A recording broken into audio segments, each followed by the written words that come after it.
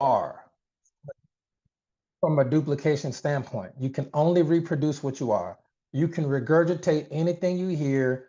People can get trainings and record all our stuff and watch our stuff and read our trainings word for word and won't get any results. One person can teach a script and it'll work. The other person will teach a script and it's like, oh, this stuff don't work. But you got people over here that really make it work because you can only reproduce what you are. You can regurgitate anything, but you can only reproduce what you are. And there's a certain anointing, spiritually, that's what it's called. But in the scientific world, in the esoteric world, and all these other worlds, it's an energy, it's a certain vibration, it's a certain frequency that parents typically pass on to children, but it's not a blood thing. It can be passed down from leader to leader or leader to rep. And this is why you see mentors in the industry, a lot of times, if they're good, charging so much to work with people, is because they have no problem charging people that amount of money to work with them directly. I mean, upwards of $50,000 a year sometimes. Why?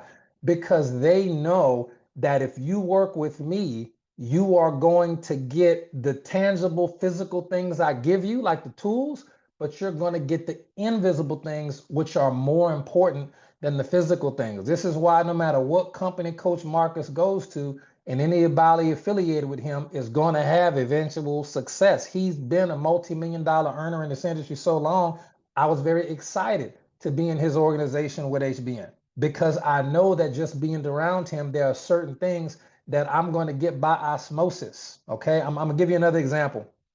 This example, I don't really share it a lot, but sometimes I do. For anybody who's grown up with sisters, even if you're not blood related, and the sisters or roommates in college, okay, do you notice that a certain time of the month, all of the ladies' monthly cycles will start to match each other? Has anybody ever noticed that in real life? Okay, when my cousins came to stay with us for the summer, my cousins and my mom, and it was all, everybody used to get emotional and angry around the same time of the month. I'm like, what is happening here? That is literally, if you really think about it, even if you're not blood related, like college roommates, do you notice that still happens? That is because just being around the individual, there are invisible, at least it happened to her and her secretary, right? There are invisible, intangible, okay, frequencies and pheromones that will go from one person to another physically and energetically, and you can't prevent it. Can't stop it. You cannot stop it. When people decide to work with you, y'all group, this group specifically, this group of go-getters who make the magic happen at a moment's notice, because you can, you are giving that to the people that work directly with you. And it takes a little bit longer if you're working with them online. It's always faster in person, but it even works in an online mentorship format. Now, why do I tell you that? Because one of the number one most brutal subconscious beliefs that prevents people from winning is an internal belief that some really great leaders have, that they know they're good, but on the inside, deep, deep, deep, deep down, you're not 100% sure you can help that person win. One of the biggest transformations I have ever had was when I realized that I had what it takes to help someone else be successful. That's going to change all your recruiting. You have to make sure that you have the information internalized. It has to go from your head to your heart. You have to internalize the information I'm going to be giving you over the next 2 days. Next 2 days, you have to internalize this information, because this information will unlock that part of you that says, if this person sponsors and works with me, it is the smartest thing they could do for them and their family. If this person says yes to my product or opportunity, do you ever notice how easy it is for a lot of people, a lot of y'all too, to sell hundreds, if not thousands of dollars of products per month, but you can't sponsor nobody to save your life? Like somebody who really want to build. Do you ever notice that? Okay, one of my prime examples, I met her when I first met Eileen. Eileen, what's Linda's last name from New York? What's Linda's last name? Y'all can unmute too. This is open call. Sorry, Linda McKenzie.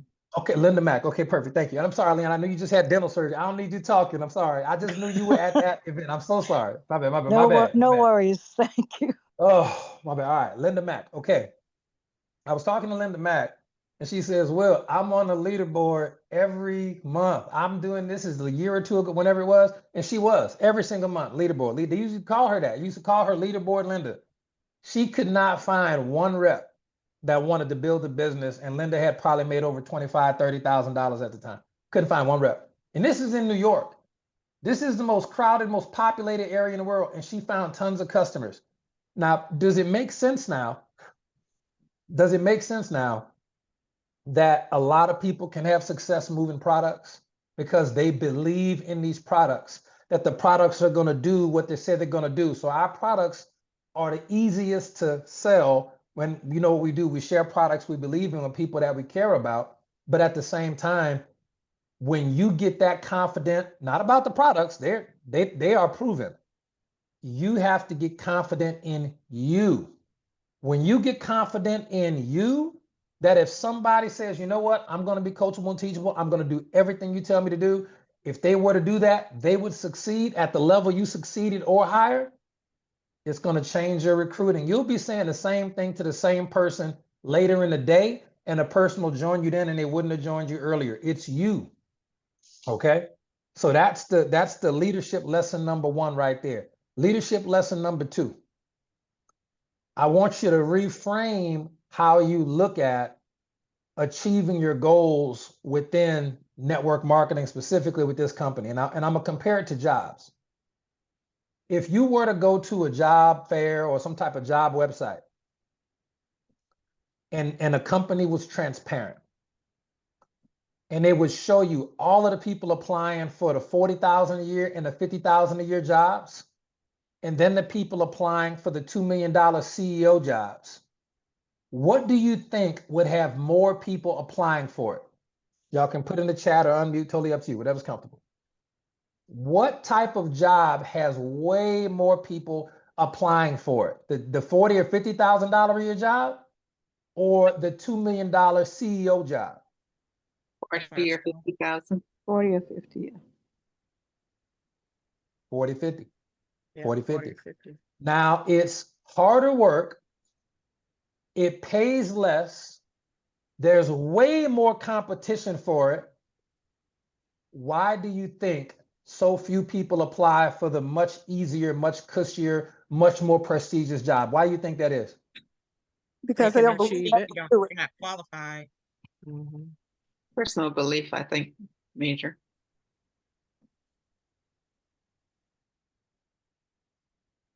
It is no different in the network marketing industry. It's no different. It's no different. When you look at the $2,000, $1,000 a month, $2,500 a month, and we love that because that's the majority of the industry, and we love that. There are so many people fighting for that mentally, and nobody's trying to be a top tier $1 million earner leader, not even trying. If you look at the actual activity and the efforts. Now, some of y'all are. I can definitely say that. Some of you are applying for positions and you don't have no competition. My brother, he doesn't have a master's. He has a regular bachelor's, and he just got a job over probably the biggest tech company in Louisiana, and he's the CEO. Okay. As I'm talking to him through this, and he's my baby brother. As I'm talking to him through this process, and this particular tech company is hiring all kind of people all the time. They just bought a new 50,000 square foot building. They're just blowing up. The hugest tech company in the state. Do you know only 2 people applied for the CEO position? My brother only had to beat out 1 guy. All he has is a bachelor's, but I tell you what he does have. His amount of belief in himself is supreme. It's supreme. That article I got, he texted me, he got the position like maybe 2 weeks ago, something like that. Recent. This is all recent. But his belief in himself, it's the same thing with leaders. The leaders believe in themselves. I was talking to Coach Steph earlier, and I'm gonna tell you one of the things about her, if you've ever met her, she believes that when you work with her, you're going to succeed. Period. That's like her internal belief. Now, some people, they don't always get along well. She has a very strong personality, but it's the principle of belief. And that's what you'll notice in common with top leaders. And you have to start to develop that within yourself. Okay. You have to be the person who sets the example for your team. And they are always going to model your posture. The reason why, when Coach Mark was on the testimonial call, the reason why, and I had to have a conversation with some people earlier this week, I wasn't mad about it, that other leaders are literally copying, and all right, I had to go back and check our trainings literally and charging for it. I'm not mad about it. I'm glad people getting information, but I had to have a conversation with some individuals earlier this week for that reason. And I'm proud of it because I just know that what we have is so valuable and what we give to y'all is so valuable that other people who've made way more money than we've made at this particular time find value in that. So it's flattering more than anything. So you need to really understand the biggest part of what we do is y'all. If we don't have a team to help succeed and win, everything we do is irrelevant. Okay? So I'm going to give you 5 questions right now, and I want you to ask these questions to yourself once a week, and you pick the day, but set your alarm on your phone where you ask yourself these questions on a weekly basis. And this will start to shift your mindset from, I'm pretty good at this. I can move products, but people need to be working with me because I'm gonna help them win. I'm going to work harder for them than anybody else. And if they're coachable and teachable, they are going to win. They're going to make $10,000 faster than I did. They're going to have a better time than I did because they have me and I didn't have a me. These questions will help you start to shift. And these are questions you ask yourself. Okay. Question number 1. Would I follow me if I saw my daily routine today? Okay. That's a leader question. Questions leaders ask themselves that. Would I follow me if I saw my daily routine? If I saw everything I did today, would I follow me? Would I join me? Okay. If I saw what I posted today and I saw the messages I sent and I saw the products I used or didn't use, would I follow me? Would I join me? Okay. Question number 2. So question number 1, would I follow me if I saw my routine today? The personal development, the coaching, the Zooms. If I'm watching y'all because I know y'all use the products, of course I'm going to join you. I've been watching you all day. I saw you use the products. I saw you on all of the Zooms. I saw you create another 200 BV in volume for yourself and your commissions and your business. And that volume is going to spill over onto your team. I saw you bless your team today because you're recruiting. Of course I would join you. You created volume, not just for yourself, but that spillover for your team. You did it at a moment's notice. You got products into the marketplace. You were on the Zooms, even though everybody has a busy life. Of course, I'm going to join you. People get a better chance at success when they join the people that are on this call. Is any of that starting to make sense? That it benefits people when they join you? Put a yes in the chat, or if not, just say it's not clicking yet. Okay. You have to get that. This is why and I'm glad to see Rhonda here. Rhonda's one of my favorite people ever. I'm so glad she's here. So this will resonate with her and everybody, I hope, if you do this long enough. This is why when people go from company to company to company to company, their ability to recruit gets smaller and smaller and smaller. And they're thinking to themselves, I'm at the hottest company. Everybody's joining. None of that matters. None of that matters. It's the fact that the people you're talking to can feel the fact that you probably won't be here, even if you think you will. It's an energy, it's a vibration that your sponsors at the new company in their upline that they gave you because they're company jumpers. And that's not Rhonda in particular. I just know Rhonda has experience with that, as do we all. As do we all. HBM was not my first company. It wasn't my first company. Okay. But at some point, like Coach Marcus said, it's not his first company either. It's not Rhonda's first company, none of our first company. We had to learn. We had to learn to plant a flag. We had to learn to plant a flag, and that shifts the vibe. I think it might have been my 10th or 11th too, Coach. We've been doing this a while. All right. So question number 2. All right. Am I modeling the steps of $1 million earner? Am I modeling the step? STEP, and it's an acronym. I'll tell you what it means in a second.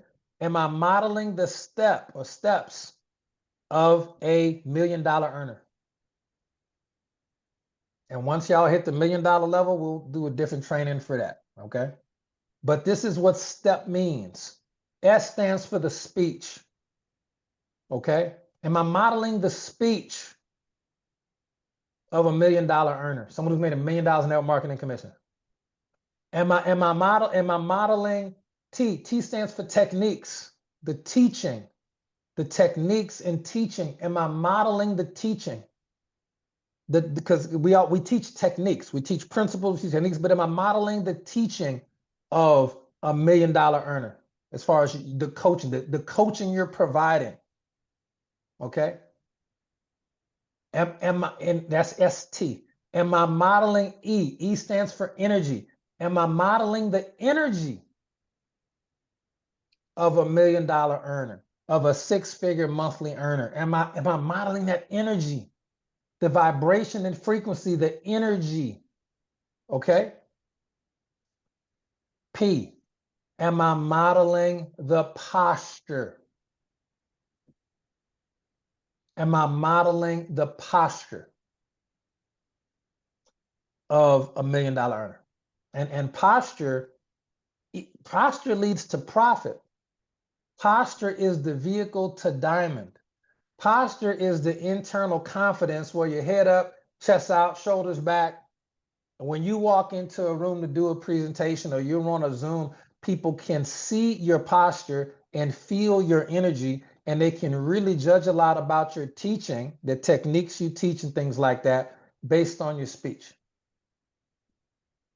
Okay? Based on your speech. Now, usually that is the step, but once I read it out, I like steps better. So we're going to need an S. So y'all going to do some work today. Put in the chat what you think the last S in step should stand for. Doesn't even have anything right now. It's just step. But steps feels better. Now that I say it out loud, not on my notes. Steps. So what are some suggestions that you would give? Because this, at some point, this will get to the whole field, but not today. Not this month. Okay. Speech, teaching, energy, posture, and S. Which one? Give me some examples of what y'all think that could be. Ooh, I like system. Whoa, Richard, that's strong. That's strong. Let's see what else we got. But systems is strong, buddy. Systems is strong. Okay, is Richard going to be out? Let's see. Self-assuredness. Okay, now I like self-assuredness, but I'm not going to go with self-assuredness only because that's energy and posture and speech together. All, like, if I was to look at this whole thing, it would be self-assuredness. Shift. Energy and posture is more of a shift too.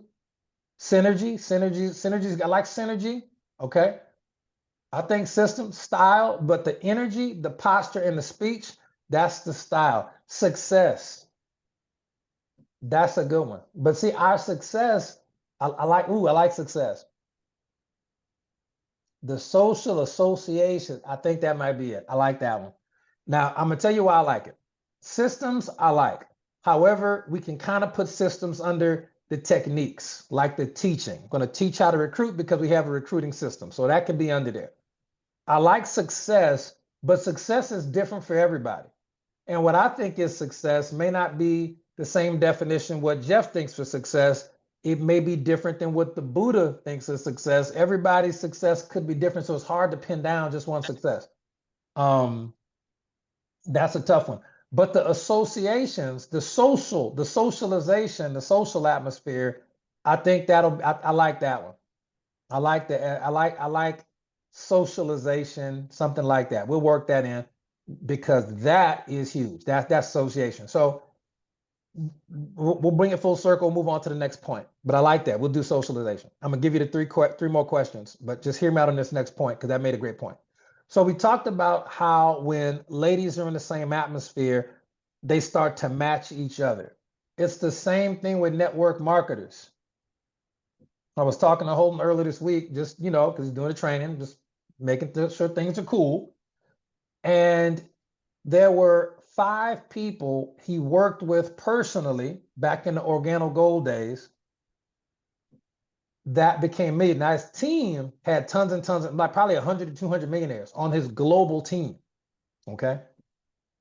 Him personally, though, he had 5. And one of those 5, his name was Ramasio Fulcher. And Ramasio was my mentor and coach and sponsor at my second network marketing company. So when you work directly with people who've already done it, and me and Ramasio are in the same network marketing circle, and then we met, I met Holton later on after the fact, and then Ron Goals, I think Ron might have passed these other guys in there. It's hard to not be great when you're in an environment like that. Because as a network marketer, the same way ladies change when they're around each other for an extended period of time, every human being is going to do that. I like sociable, able to socialize. I like that. Yep. Okay. So when you're around the people in this group, when y'all are around each other, it is going to make the collective of you, the sum of your part, the whole is greater than the individual talents you bring in. When y'all are together, you're going to bring, all of you are going to go up a level because you're going to be experiencing that osmosis, that energy transfer. Okay. Question number 3. All right. Question number 3, 5 leader questions. Question number 3, ask yourself these once a week. Did I teach or hustle or both? Did I teach?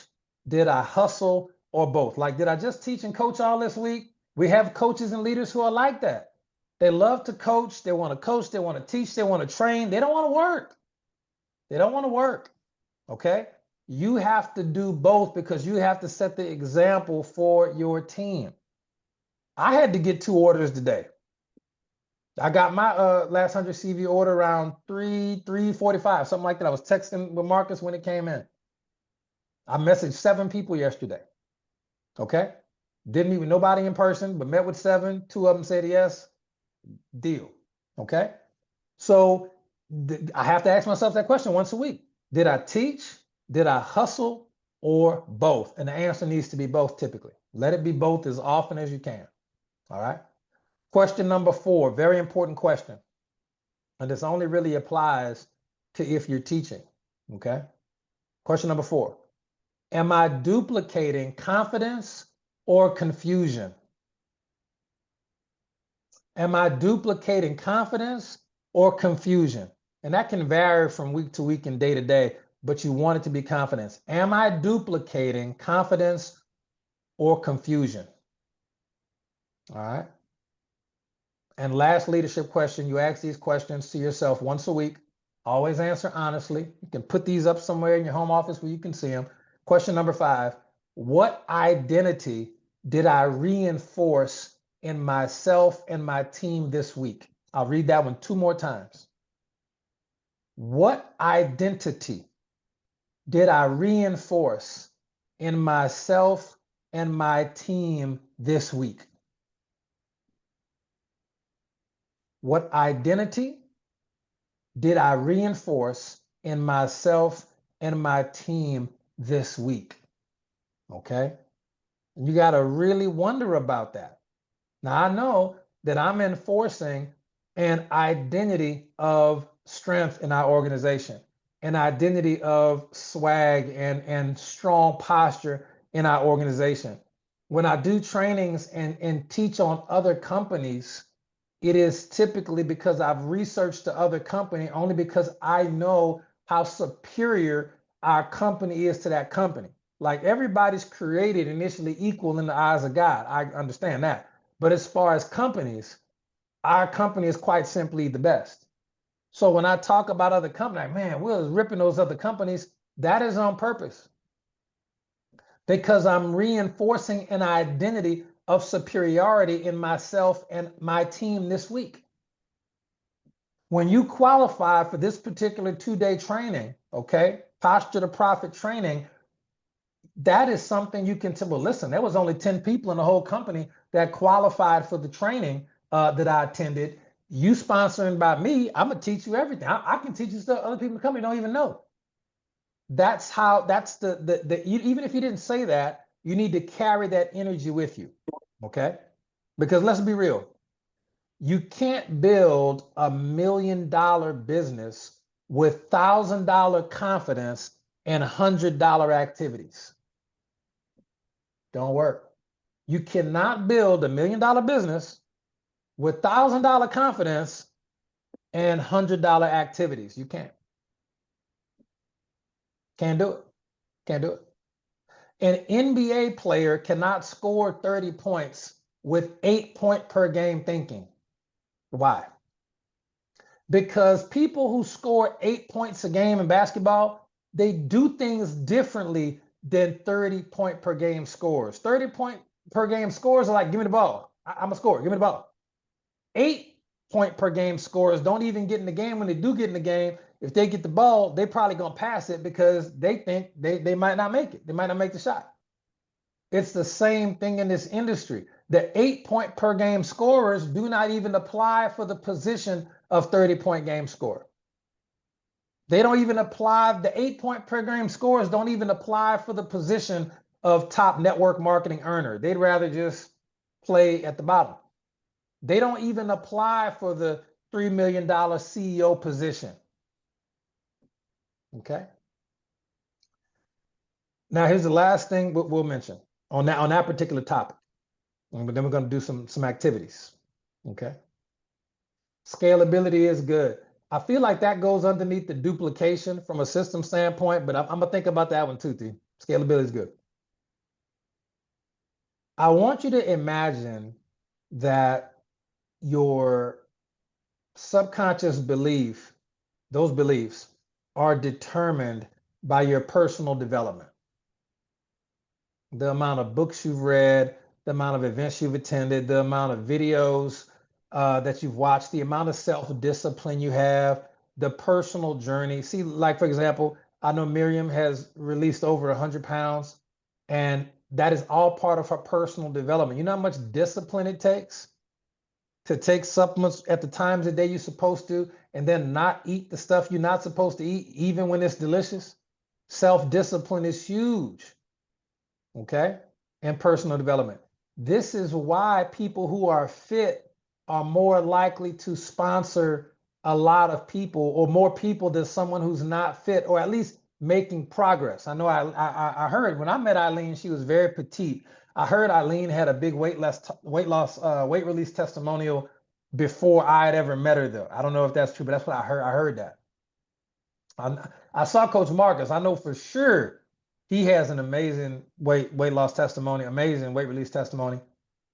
When someone is fit, or at least better than they used to be, it speaks on an invisible level to the people that they are talking to that says, this person is disciplined. This person knows how to say yes to the right things and no to the wrong things, even when temptation is there. This is why most of your presidents and leaders around the world typically are not overweight.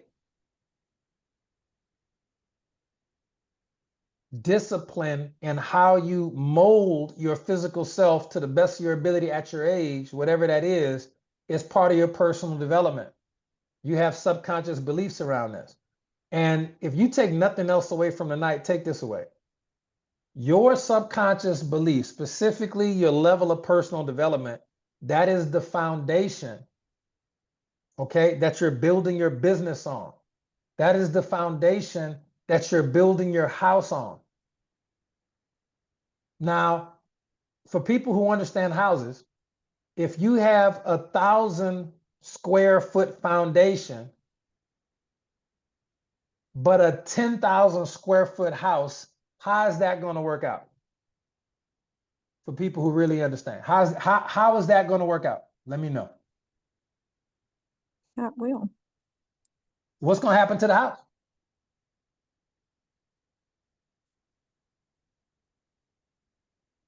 It's gonna crash. Maybe not the first day. So what you have, but it will. What you have to realize is your personal development, your self-belief about yourself is the foundation for your network marketing business. The house is your income. The house is your commission amount. Your commission amount will never outgrow your self-belief, your belief in yourself. It'll never outgrow it, ever. A limiting belief is like a subconscious story that feels true, but it's a program running in the background of your mind that you may not be aware of that is deciding what you can and can't have in your life. This has been the golden thread that runs through every metaphysical book, the entirety of the Bible, not the entirety, but the majority of the Quran. The majority of most spiritual texts are going to have such an element of belief. Belief is the prerequisite for most of these things.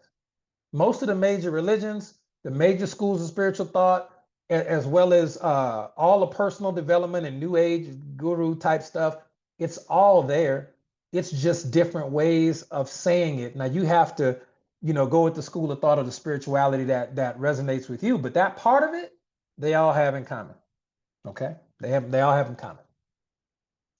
If you think on a subconscious level, do you think that you're aware of those thoughts? Yes or no? Yeah, no. You're not aware of those thoughts. That's why they're subconscious. But you can make yourself aware of those thoughts by looking at your environment, number one, and number two, by getting them down onto paper. All right. Some types of very popular subconscious thoughts are people won't listen to me. Some of you you're not thinking that that's the real thing, but on the deep down inside, I'm not good at sales. Nobody wants to buy from me. Here's a big one. I can't recruit leaders because I'm not one yet. Well, how are you supposed to become a leader? That's crazy. I'm not ready. Okay. It can work for them, but can't work for me. Okay, let's see. Miriam said in the comments. Yeah, if y'all got comments, put them in there. If y'all got chats, just unmute it anytime. We gotta say stuff. Hard with Subconscious limiting Okay. beliefs. Yeah. Okay. Well, let's talk about it. We about to address those. I'm sure how to fix them too. That's gonna be the funnest part of this particular first night is fixing these. Yeah, I'm too old. Other people think I'm too young. All of those type of things are subconscious limiting beliefs, but you have to be transformed by the renewing of your mind. Now, here's the question. If you have paper and pen, I want you to turn to a fresh sheet of paper and write down any subconscious beliefs that you think you have. We'll give you about 60 seconds. Just write those down. And we'll address them, as many of them as y'all want to, but we'll address one or two tonight, and then I'm gonna show you how to fix them regardless, because the technique to fix subconscious limiting beliefs is the same regardless of the belief. Okay, it's the same regardless of the belief. So just write them down, put a 1 in the chat when y'all done writing down, just 2 or 3, and we'll start off with Miriam because she mentioned one earlier, and I'm gonna give you a process, and we'll go through the process a few times to fix it, and I'll explain it to you why it works too. Works every time, no ifs, ands, or buts about it. Never taught this before publicly, but y'all gonna learn it. Okay, everybody good? Got a couple down? Good. Okay, so Miriam, if you don't mind unmuting, and we will take another 1 or 2 volunteers after this as well. All right, Miriam, give me a subconscious limiting belief that was bothering you today. Give me a good one. Today it was just my family's not gonna support me. Okay. By the way, my mom bought something. Oh. Oh. And Well, I guess they did. whatever, they you did. know, my mom, I don't, but anyway, but Yeah. just people that I know that have money are not going to buy. And that, Okay. and or just they're not going to buy from me. Okay. It's just Now, okay, so this is what I'll ask you. This is the question. Because let me just make sure I'm getting it right. The people who have money who you feel should buy from you based on the closeness of relationship typically are not going to buy from you. yeah. Okay. Now, is the question number one, and everybody write this question down because it's the question I would have you ask about any subconscious limiting beliefs. Is it 100% true? No. No. Okay. So if it's not 100% true, we out there believing a lie because the truth of it is some people support it, some people don't, honestly. You could even get away with saying most people don't support us, but guess what? Is that even true? Have we even ever talked to most people? Do we even know most people? They got 7 billion people in the world. We are never going to meet most people. So when we have the limiting belief that says most people don't believe in that, I wouldn't know. Yeah. So question number one is it 100% true? Okay. The second question. Okay, the second question. If it is 100% true, is it a guaranteed business killer? Let's say, because we know it's not true, but let's pretend it was true. People that are really, really close to me who have money won't buy products from me. Okay, fine. Let's pretend it's true. We just identified that it's not true, but let's pretend it's true because some subconscious limiting beliefs, they might feel real true. But here's the question. If it is true that friends and family will not support us if they got money and won't buy from us, is that a guaranteed business killer? No. No. Absolutely not. In fact, venture to say that most top earner network marketers I know, family and friends, are the last people to support you, if ever. Y'all all know who the one True. person was that supported me out the gate because I call her at every event. Your mom. Look, Miriam, your mom too. See? I guess. So I'm just saying.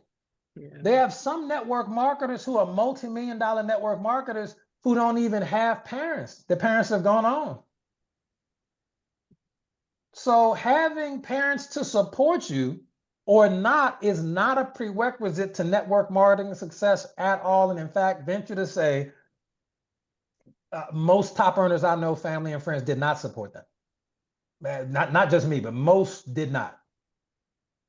So it's a limiting belief, but it's just not true. And even if it was, it wouldn't matter. Doesn't affect your success at all. Next question. Okay, next question. Who gave you that limiting belief? Where did it come from? And why are you still renting it? Because it's costing you money. You're renting it, you're paying for it with lost commissions and lost duplication. So the question becomes, that's the third question. When talking about any subconscious limiting belief, where did that come from? Who gave you that? Was it a situation? Was it a person? Was it just something we picked up on the internet? Do we even know where it came from? Mine came from my subconscious. Okay, but our subconscious is gonna, and who's that? Who's that? Myrtle. Oh, hey, Myrtle. So our subconscious is programmed by our friends and family when we grow up. It's programmed unintentionally a lot of times, but typically people say things like, oh, well, diabetes runs in my family. That's not as genetic as it is you ate what your parents ate and you developed a liking for those foods and they ate what their parents ate. This is why in certain parts of the country, there's high probabilities of certain illnesses, and in other parts of the country, there are high probabilities of other illnesses. and all them people ain't related by blood, not all of them. But if you in the South, you know what the major illnesses are in the South. South of Georgia, but you know what they are. But we eat here different than in California. Okay? You are programmed by your family and your surroundings growing up. Both my parents had college degrees. They had 2 college degrees. My father had a bachelor's and a law degree. My mother had a bachelor's and a master's in education. Okay? Just like Tiara, just rolling, just teaching the world. That's her jam. They were so broke, we were on welfare. Block cheese, peanut butter with the oil on it, peaches with the grease. Y'all know the drill. But they had degrees. So that makes them different than Tiara. My parents were broke, man. He was broke. Now, here's the crazy. We used to have holes in the roof, and when it rained, they would put pots there just to catch the rain. We had no money to get the roof fixed. So when I grew up, anybody want to take a guess as to how many degrees I had? 2 or 3. Anybody want to guess as who was the brokest member of the family with 2 degrees? I was conditioned and programmed that was love, that is how you survive. It doesn't make no sense. It don't have to make sense. Subconscious limiting beliefs can be totally silly and ridiculous. But that doesn't mean they don't dictate a lot of how your life goes. I did get it like you did. Okay, Now, tell me about it. I see. Well, you're Black and you go to church all the time, and money is not supposed to be the most important thing. And Yep. yeah, all of that was in my community, in my daily life. I mean, although they did, earn good money and everything, but it was like nobody ever gave me the desire to be rich when I was Yeah. young. I was wanting to be happy and married and happy like my mother and father was. And did you end up getting that? I did. It took me a See? couple of marriages, That's but okay. but yeah, I did. I got it. Good. All right. See, so you got the stuff that you were conditioned to see, even if it took a little bit longer. Our subconscious beliefs, once we identify them, okay, and we're going to get rid of the ones you want to get rid of for everybody on the call before the end of the call. But I just want to make sure we get those questions down. Let's take one more subconscious limiting belief from someone else. And then we'll just unmute if you want to. And we're going to go through those questions one more time. And then we're going to work on some solutions. I just want to make sure we have the first part of dealing with the subconscious belief handled, because the first part of it is authentic recognition and acknowledgement of it. That's the main thing. That right there makes it able to be handled. The power of a subconscious belief is not just the fact that it runs like autopilot, like Richard said. It runs autopilot 24/7, which it does, even while you sleep. That's not the power of it. The power of it is that you don't know it's there. So you can't do nothing about it because you don't know that it's there. Can I say this real quick? Sure. It was also, I think I got this go to sauna too late in life. And so I'm trying to fight this.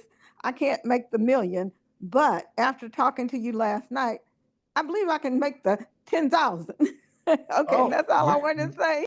Yeah, no, I love that's so good. Okay, now we'll address that one. Let me get in the chat. Look, join too late. Now, that's a common one in MLM. We'll talk about that. Let me see what else we got in the chat. See if we got any other good ones. Only bad people get rich. Oh yeah, we all had to deal with that one. Oh, I'm not influential enough. I love it. Oh, I love it. Okay, cool. Okay. All right. I wanted to say that one of the things I think too much is that I don't know enough to be successful. Ooh, we're gonna deal with that one tonight. That is probably one of my. These are all good. We'll deal with these 3. These are good. These are good. Don't know enough. Okay, so with each of those, the first question you would ask, eyesight. Okay, cool. Eyesight. It can't do reels. Got it. All right, no more. We're just gonna deal with those. We got 4. Because I don't keep y'all on it till 10 o'clock. And I'm on Central, so for y'all, it's even later. All right, so this is what we got. Marcus is probably the early afternoon. Me and Miriam on Central. I'm sorry for my Canadian folks and everybody else. Y'all might be a little later. Stick with me. Well, stick with me. I love y'all. Stick with me. So first one, I joined the company too late. Okay. First question we would ask, is that 100% true? Okay. Absolutely not. The company was, Marcus, how old was Go Designer when we joined? 10 years? Well, some 11? 2 years ago, they were 11 years old when we joined. 11 years old. So company's 11 years old. Now, if we were to do some, oh, it's not the East Coast, but she could, all right, T. All right. So it's not too late because in network marketing companies, I can say this pretty confidently, the top all-time earners haven't even joined yet.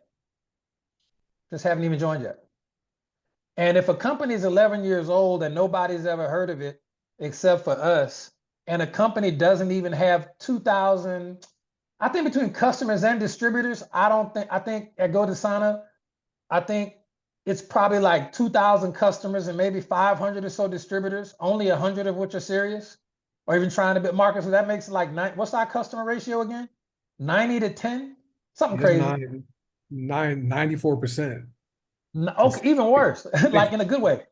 Yeah. So 94 out of every 100 people out of the 2,000 or 3,000 that's at GoDesigner is a customer. If you went to a grocery store right now, Myrtle, and interviewed 50 people in a row and said, have you ever heard of GoDesigner? You'd be hard pressed to find one that said yes. True. Oh, I know. Because it's not a household name yet at all. So you're definitely not too late. But I can tell you, it's good that you're not too early. When me and Marcus got here, they didn't have a leaderboard, but we was recruiting a bunch of people. Me and Marcus missed out on thousands because there were months where the leaderboard wasn't even in existence, and that's when we was on fire building, launching. We didn't even have no SAP bonuses, and we was recruiting tons of people. There was no 20, no 30, no 50, no 100, nothing. There was no soap. There was no Glorious. There was no Black Seed. Marcus, we just had oils. That's all we had was oil. That's it. We had nothing gangster. So it would have been worse if you would have been earlier. You'd have made less money, had less access to products, and all that initial burst of energy. It wouldn't have been good. I'm on time. I'm right on time. Okay. So that's what we at. Is that question 100% true? I joined too late. No, it's not true. But even if it was, what's our second question? Is it a guaranteed game breaker that you joining when you did? Is it a guaranteed death of your business, joining when you did? No. Right. Because we know people who've joined after you who are doing very well, don't we? Yes. We see it on the leaderboard every day. Who are these people? So it's not about when you join. There are people who join after you, as good as you're doing. They join after me and eventually they'll do better than me. It's not the timing of it, even if the timing of when I joined was true and it was terrible, it still can't be true because there are still people joining and becoming successful. There are people who joined Myrtle a year before you and don't have half the results you have. It seems like I'm in a hurry due to my age. I think that question was connected with my age, you know. Okay, well, that's a different subconscious limiting belief. Yeah. So was that our real question, or was our real question? But this is how we unpeel the layers and get to the bottom of it. Is part of our question. I think I don't have enough time. Yeah. To get to the levels I want to get to. Is that the subconscious limiting belief? Well, that was, but I'm feeling better already. Okay, good. All right, because it's true. Because I can tell you story after story after story of people younger and older who have made significantly more income than I have in a significantly shorter amount of time. So I can tell you personally, that is not, it's just one of those things that's not true. And then if we were to say, if it was true that we're a certain age, is that a guaranteed deal breaker for our business? Absolutely not, because we know people older than you, older than myself, older than a lot of people who are having ridiculous amounts of success still to this very day. One of my mentors passed away. He was 98 or 97, passed away last year. Now, had he been using our products, he would still be here. That's my honest belief. That's my honest belief. But he started out relatively late in life, but because he was in his 70s when he started and still made 20, 30, 40 million, some just ridiculous amount of millions, because he started when he started, he let that fuel him. And then people had a lot more respect for him. He had already accomplished things in life. His family was stable. This is what he wanted to do in his retirement. You see, so a lot of times it's an advantage. We'll talk to millennials, or even not millennials, because I keep forgetting that millennials are not as young as I think they are. Whatever the generation is behind them, the young, the 18s and 20 somethings. When I Yes. talk to them, they say we too young to succeed in network marketing. That's what they say. Gen Z, they say we too young. We don't have the experience. People don't listen to us. They don't respect us. Everything that they say is a negative is a positive for anybody over the age of 50. But anything everybody over the age of 50 says is a negative is a positive for the kids. But the kids, they don't have the communication together to see that. Everything everybody has is an advantage. Period. Okay? Okay. All right. So, and now the last question would be, who gave you that belief and why are you still renting it? But you already said you're feeling better about it after yesterday's call. You're letting it go already. Let's do another one. I'm not influential enough. We'll knock these out quick. I'm not influential enough. All right. Question is that 100% true? Now watch this. Out of all the people we have on the call, Tiara cannot answer this question. Do y'all perceive Tiara as influential or no?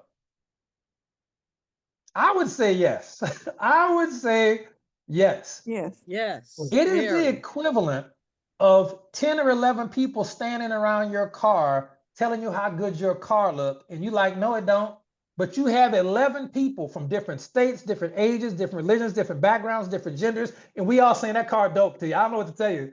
That Lambo bad. And you going, no, all y'all are crazy and wrong? Everybody, T? We all crazy? Come on now. So, but some people still feel I'm not influential, even if they are. So we know it's not 100% true. But even if it was true, is being non-influential or not a person of influence, you know, a president or whatever, is not being a person of influence a death blow to your business? Do we know any people that do not hold positions of power in government or rock stars that are successful in network marketing? Yes. Do we know any single moms of 5, single mom of 4, divorced dad here, widow here? There are people at network. See, the vendor, we know that T is influential, but this is a subconscious limiting belief, and I'm glad she's acknowledging it. It don't have to be true. It don't mean it's not hers. This is one of her beliefs, but it's our job to ask the tough questions so she learns how to ask the tough questions. Is this true? No. But if it was, would that be a death blow to my business? Absolutely not. In fact, people who are less influential are more successful long-term in network marketing because they actually have to go put in work to learn skills. The really influential people, I'm gonna tell you why they fail, because I'm not one of them. I was a broke, divorced cop. I may be influential now, but I wasn't when I came into the business to be good in the business. When influential people come into the business, they've always been influential. They're very charismatic. They're 3%ers. They are going to come in and recruit a whole bunch of people up front, hit the top of the leaderboard super fast, and then they're going to get zero duplication because the people that they sponsor are not them. Michael Jordan was influential. This is why the Bulls haven't had a championship since he left. It's too rare to duplicate. That type of influence doesn't duplicate. And duplication is what gets you the residual income. You see? So the question becomes, the third question, who gave you that belief? Who or what situation, person, place, or thing gave you the belief that you're not influential? And the second part to that question, why are you still renting that belief? So you don't have to tell us, but that's something you have to think. You can, and we'll talk about it. But if not, that's okay. You have to think about, where did that come from? Who, what, or when, or what situation? How did that seed get into my head? And have I been watering it that long? Why am I still renting this belief that doesn't serve me at all, and it's not even true? I'm renting it and paying for it because it's costing me in the area of commissions and things like that, and different types of, you know, human interaction and relationships, because I think that I'm not enough in a particular area. Okay. And I don't We'll mind do sharing where it came from. oh, sure. Yeah, sure. We love to hear it. I mean, this think is all private call. Nobody gets this recording, but y'all, if y'all even want it.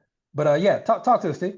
Yeah, I think just like coming up as like a child and like a teenager, early adult, a lot of people just treated me like I was just like nothing. Like Mm. I'm not important. Um, like I think that's, and I just carried that with me, when I became an adult, from my childhood, from my teenage years, from my young adult years, just people kind of treating me like I was insignificant, like I was a nobody. And I kind of like just carried that with me throughout like my adult years. Roger that. Yeah, been there. Ironically enough, been there. So here's my question, and thank you for sharing. The question becomes, the people that were doing that, were they family, or were they friends, or were they just people that you would just interact with, school life, people you knew that haven't talked to in 30 years? Like what's the level of closeness to these people? Some family and some just like peers, mostly peers, but like some family too. Okay. So the word important or significant is going to be a word that is both objective and subjective. Okay. Now, if I were to ask you who are the most important two people in your life, who would you say? The most important two? Definitely my mom. Yep. Go, Miss Jackie, right? Yeah, I would say probably my mom and my aunt Sharon. Those are like the two Okay. important people. If we were to ask Aunt Sharon and Miss Jackie, if we were to ask them, is Tiara important? What would they say? They would say yes. Is her existence significant to you two? What would they say? Yes. If we were to ask the people that you teach, your children that you teach, all of these kids that you are shaping their lives, is Miss Moore, is she important and significant to you? What would they say?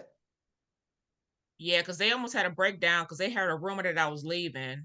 See? They almost had a breakdown.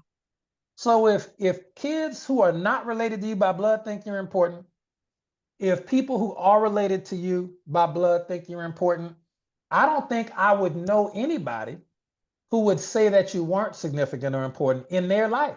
I just don't know anybody like that. But I know enough. I know a lot of people who know you. And again, it brings us back to it. We got a Lamborghini here. Tiara says, this car is not important. I don't really like it. I don't really feel it. But you got a whole classroom of kids saying, Miss Moore, the car's amazing, the car's amazing, the car's amazing. You got people you respect, like your mother and your aunt, your entire team and organization. Look, Tiara, this car's amazing, this car's amazing. It is a subconscious limiting belief of it. And even if it was true, which is obviously not, we just proved it factually. But even if it's not true, you identified, it's not going to ruin your business. You figured out where that belief came from. You figured out we're still renting it. We don't know why we were still renting it, but the why doesn't matter. The last question is, are you okay with letting it go? I have to. Okay, done. All right. Last one we'll do, and we'll move on. Just got a little bit more to cover. We'll do Eileen's because Eileen was fine. I wish we had time to cover more, but we'll do Eileen's. She said her eyesight is not good enough to do reels. I think she said, let me see. Yes, Did I that's read right. that right? Yes, I just don't want to put the camera on. Yeah, you don't have to put the camera on. No, yeah, no, leave the camera off. You're good, you're good.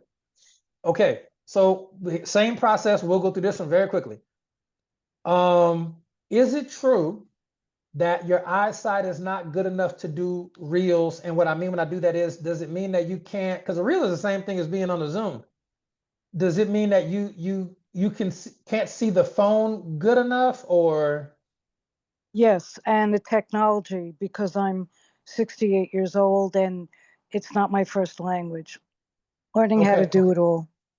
The fact that you are on a Zoom and I've seen you in front of a room full of people teaching and coaching and had the whole place rocking twice, 2 or 3 times, at least twice though.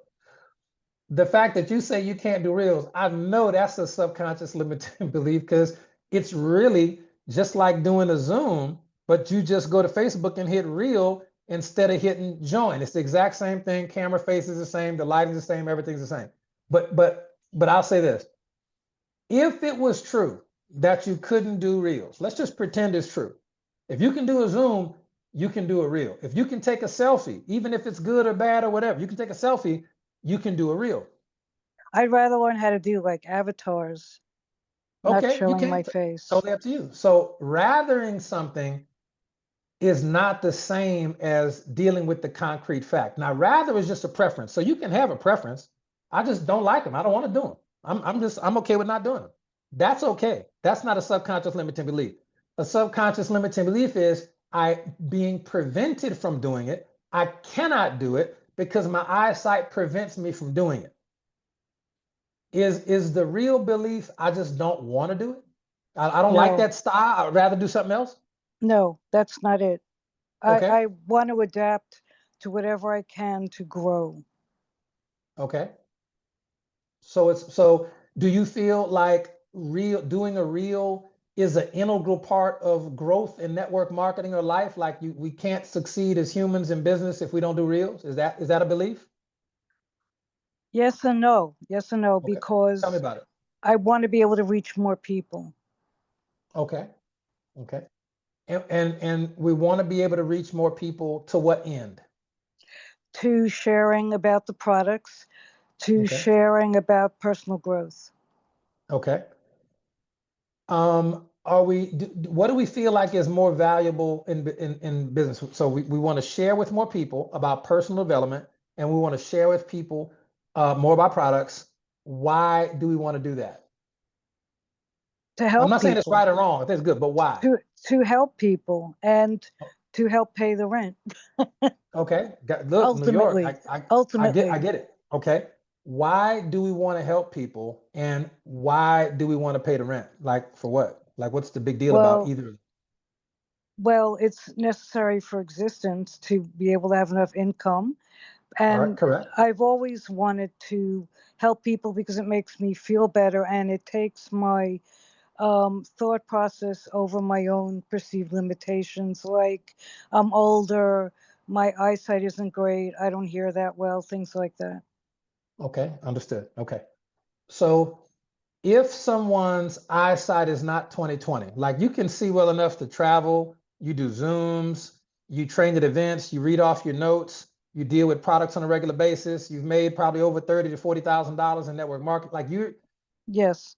all of the stuff that you've accomplished makes that particular set of limiting beliefs just not accurate as far as fact. Like we want to ask, is the belief 100% true? I would venture to say no, because there are people who are younger, who have allegedly 20/20 vision, who have allegedly better hearing, who haven't accomplished half of what you've accomplished in business at this particular point, not just in your legal career, but in your network marketing career too. So the things that you're saying are negatives, people don't have those, and they're still not doing as well as you are. And from a real standpoint, there are tons of ways to reach people outside of reels. There's a million different ways to reach people outside of reels. there's no attachment just to that. That's the only way that's going to work. You know what I mean? There's nothing magical about a reel versus anything else in social media, to be quite frank. There's nothing, there's a million other ways to reach people.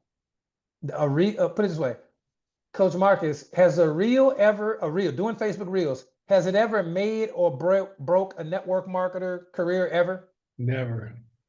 Not even once.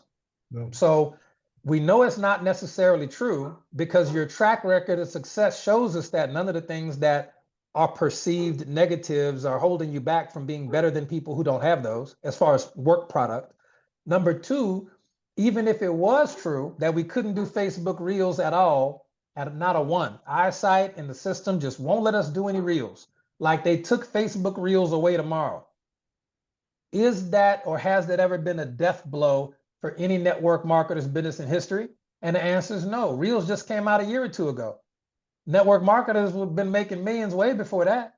And if Reels went away tomorrow, network marketers would still be making money after that. So we know that the attachment to Reels is not that we can't, quote unquote, can't do it. Be it true or false, it's not going to make or break your business at all.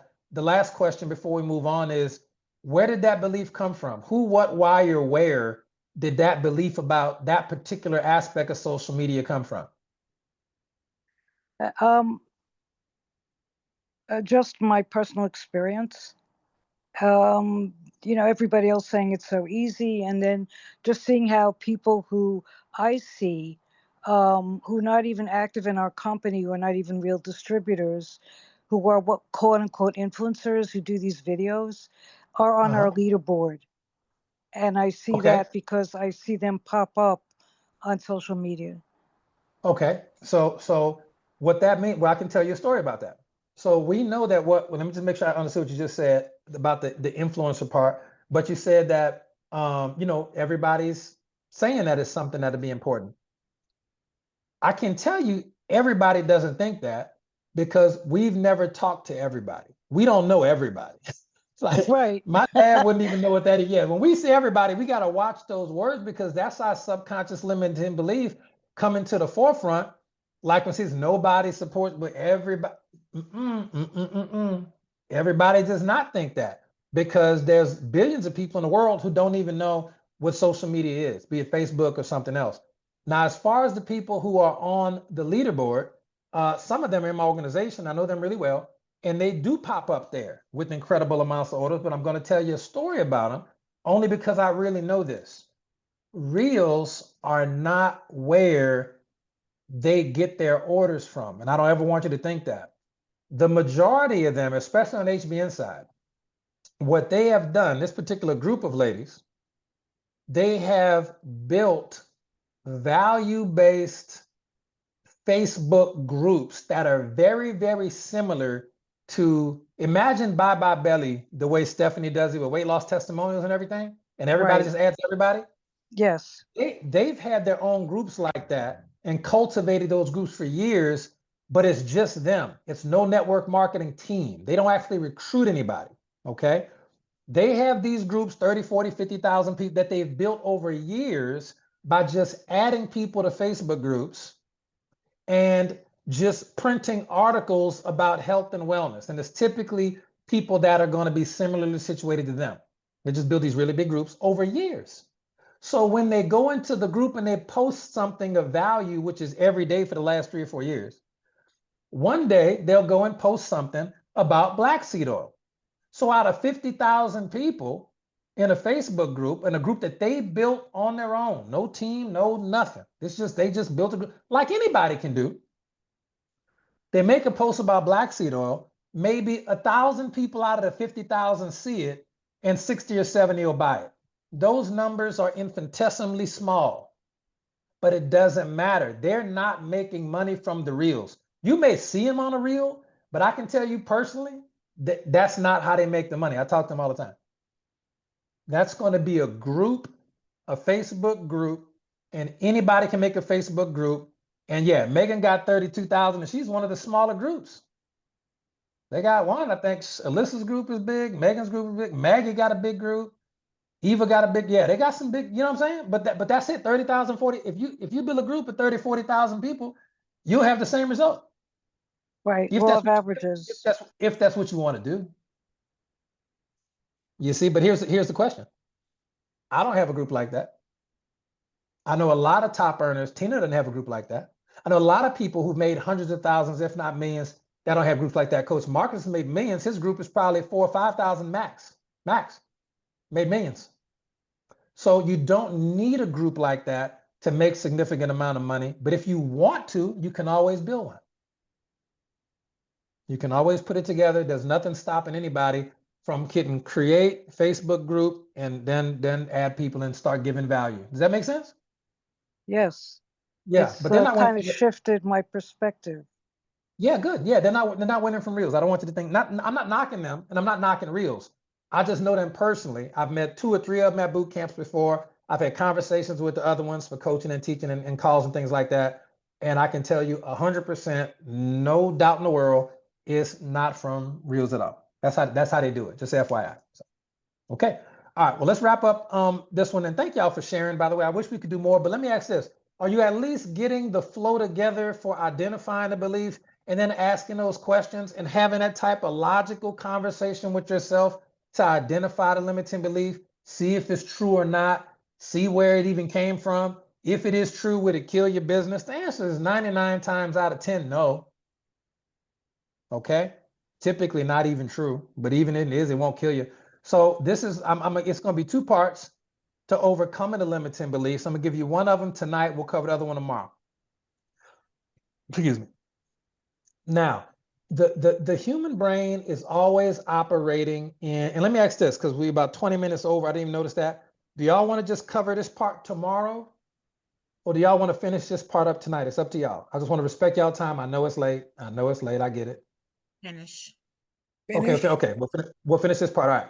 So the human brain, are y'all getting value? Is this fun? I mean, we feel like we're Yes. making some progress? Good. This is stuff you can teach your teams because you're going to have to coach them to their limiting beliefs too. One day you're going to have to coach them through it, but y'all have to make it through it first.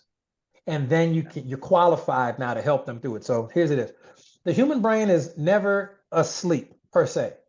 It is always operating and sending out frequencies and vibrations. It's like, tons of science, and you would put the EKGs on. Even when you're sleeping, your brain is still active sometimes, and this is how you dream, but it never cuts off. Your brain runs 24 hours a day, all right? But depending on what's going on, it is in different brainwave states, okay? Now, there are 4 primary brainwave states, which simply mean the speed or oscillation of the brainwave that is your brain is in at that moment, because it always has a signal running. Okay. Now, the lowest, deepest level of brainwave state is going to be called delta brainwaves. You may have heard of them before. Delta brainwaves. A delta brainwave state is a very slow brainwave, and that is when you are sleeping. Typically in deep sleep is the delta speed brainwave. Okay, if people put the little EKG monitors on your brain at the hospital, thank you, Richard, that particular frequency will be delta when you're asleep. Okay. At the other end of the spectrum, all right, is going to be a very, very high frequency called beta. Beta is a higher frequency than the other 3. All right, doesn't make sense in the letters, but this is how they did it. You're in beta wave state when you are actively engaged in doing something or high stress situations or periods. If you're stressed out, you're in beta. You're in beta. You're driving and somebody honk the honk, you're automatically in beta in that moment. Right underneath beta is going to be the alpha wave brain state, and this is going to be a state of relaxed awareness. Okay, when Michael Jordan scored 60 points, he was in the alpha wave brain state. Athletes just be like this. It's called a flow state. Okay, we've all been there when you just kind of in the zone. Okay, you might be driving somewhere It might be late at night, you're pretty relaxed, you end up in your driveway, but you don't remember actually driving. Does that ever happen to anybody or no? It's happened to me. It's the weirdest thing. Yes. It's the weirdest thing. You're just in the zone. Okay, that's the alpha wave brain state. And then underneath the alpha wave brain state, but that's exactly what it is, Miriam. Unconscious competence, that's exactly what it is. But so you got beta at the top, a very high, fast, stressful frequency.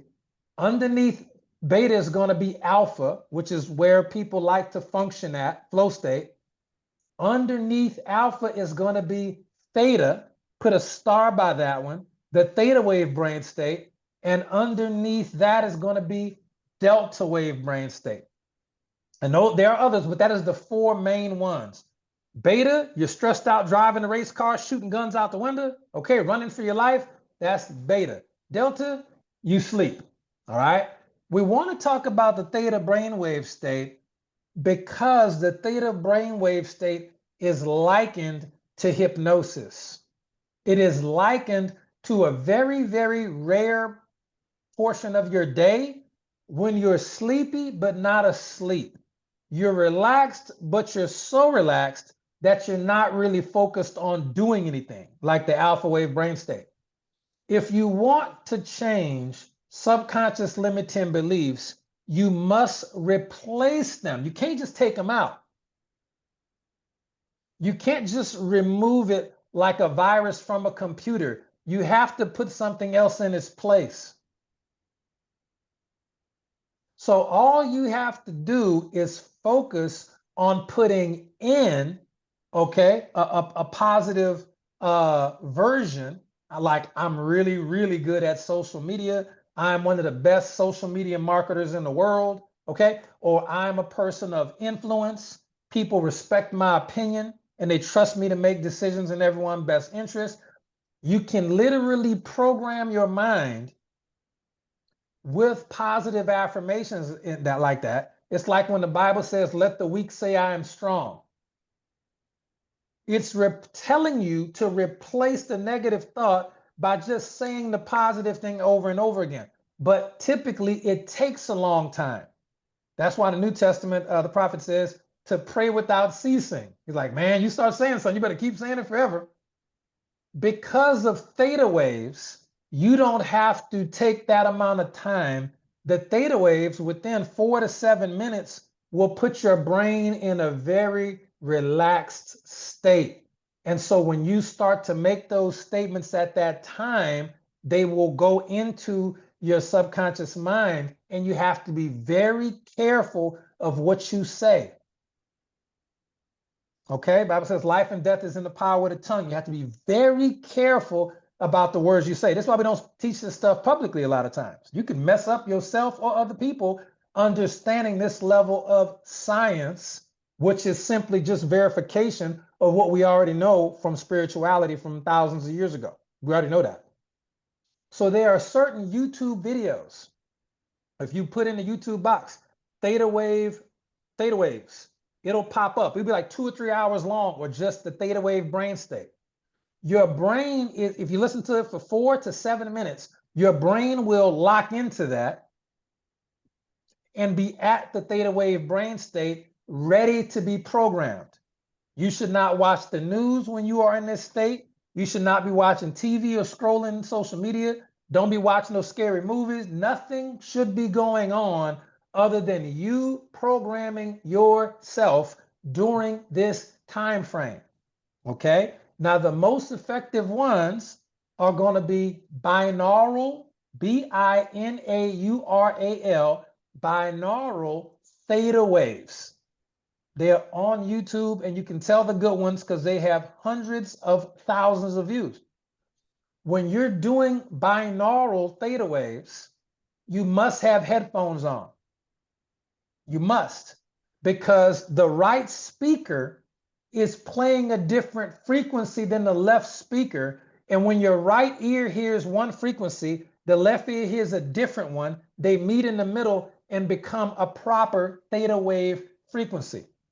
If that was not the case, the government would just start playing them on the loudspeaker and telling people crazy stuff. Okay, so there's a safety mechanism in there. Now, this is not some type of hocus pocus, mumbo jumbo crazy. This is science. This is simply brain science. Everybody has a brain. It's okay to read books about the brain. Okay, and things of that nature. I got something in the comments on. Listen. Okay, I'll check that one when I see it. T. I don't know if I pull it up now. I hope it don't kick me off the Zoom. Yeah. Okay. Oh, Myron. I love Myron Golden. Yeah. I love Myron. So here's the thing. That's going to be very effective. The difference would be if your brain is in a theta wave brain state at that time, it's going to become even more effective. Sometimes it's helpful to have 2 cell phones for that reason. I have 2 tape players and where'd it go? Oh, right here. And I have 2 of these. I have 2 CD players, old school CD player. Why? Because I'm such a fan of programming myself. Let the weak say I'm strong. Whatever God tell me I can have, I can do that. I'm gonna play a CD of theta wave brain state because I've had that since before YouTube. And if you really want to take it to another level, Myron Golden or anybody's voice that you're listening to, it's all positive stuff, and that's good. If you really want to take it to another level, we'll close the call with this one, and we'll pick it up tomorrow. We have another technique that you use with this one, but this one here is solid gold. You can do it tonight. You'll feel different tomorrow. Take the things that you want to say about yourself and make sure they're said in a positive first-person present scenario. Not I'm going to be a top earner, but I am a top earner. Not I'm going to be a social media influencer. I am a social media influencer. These things, and you got to say it over and over again for 30 to 60 seconds. But you would record that. Your own voice. The 2 voices that program human beings better than any other one are you and your mother's. Period. Your brain resonates with those voices more than anything else. You record you saying those things. You don't have to be on camera. You get about, I would do at least 5 minutes worth, honestly. At least 5 minutes worth. I would upload it to YouTube on a private link. Nobody else can see it.